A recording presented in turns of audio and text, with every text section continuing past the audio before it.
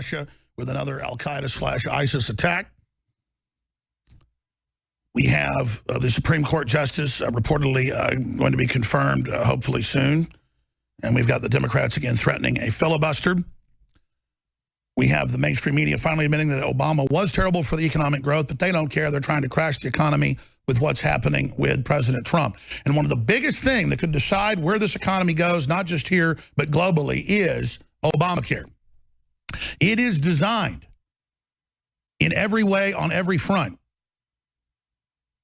to consolidate control in the economy and give certain big medical companies and insurance companies the power to get waivers and other systems from the federal government and then be able, with that unfair trade advantage, to consolidate the market. That's what it's written for.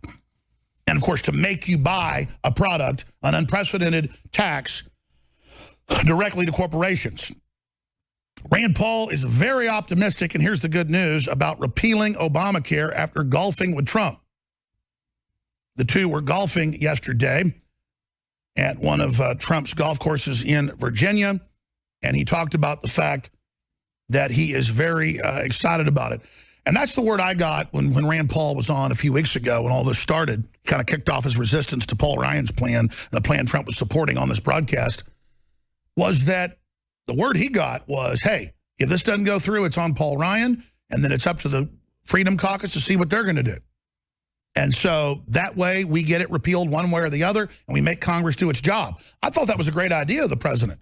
But then I saw him last week tweeting, some mean things about the Freedom Caucus that I think are just really great people, and I just don't think that's a very, very smart thing to do. I mean, we're finally seeing some things from Trump that I don't like. I always expected him to do things I didn't like. Sometimes I do things on my own broadcast I don't like.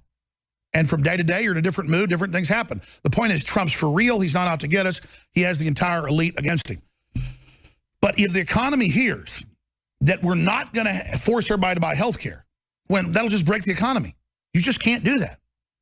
Hospitals are supposed to give poor people free care. It's called charity care. That's why most hospitals are, quote, charities. But they become for-profit organizations.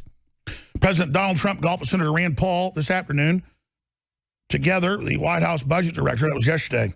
We had a great day with the president, played some golf, and we talked, there's a video of this, about a little bit of health care. Paul told reporters after the game, I continue to be very optimistic that we are getting closer and closer to an agreement on repealing Obamacare. The group golfed at Trump's National Golf Club in Sterling, Virginia, not far from Washington, D.C. Paul remains one of the toughest opponents of the House drafted bill to replace Obamacare, asserting that it doesn't sufficiently repeal the bill.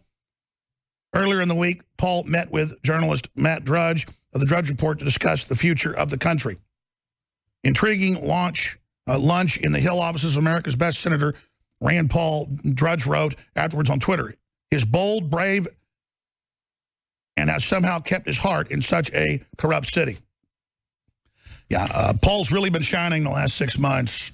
He kind of went sideways during the election, but I don't care. I love Rand Paul. I supported him initially for president until he went way back in the digits and kind of started working with MSM and stuff, and I just didn't like it. But his votes are great. Everything he's been doing is wonderful. A real conscience in the Senate. I'd say Walter Jones is the conscience of the American people in the House. And it's so good to see him getting closer to Trump because he needs that ally. Both the president needs the ally, but so does Senator Rand Paul going into a re-election in a year and a half. So we're all in this together trying to restore the republic. The globalists are the enemy. The Democrats are the enemy. The Republican establishment are the enemy. Speaking of Matt Drudge, he gave a rare interview. The last interview he gave was a year and a half ago, right here in the studio.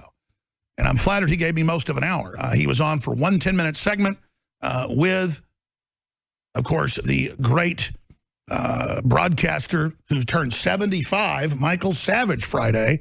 Hard to believe he's 75 now. Started out on air when he was 52.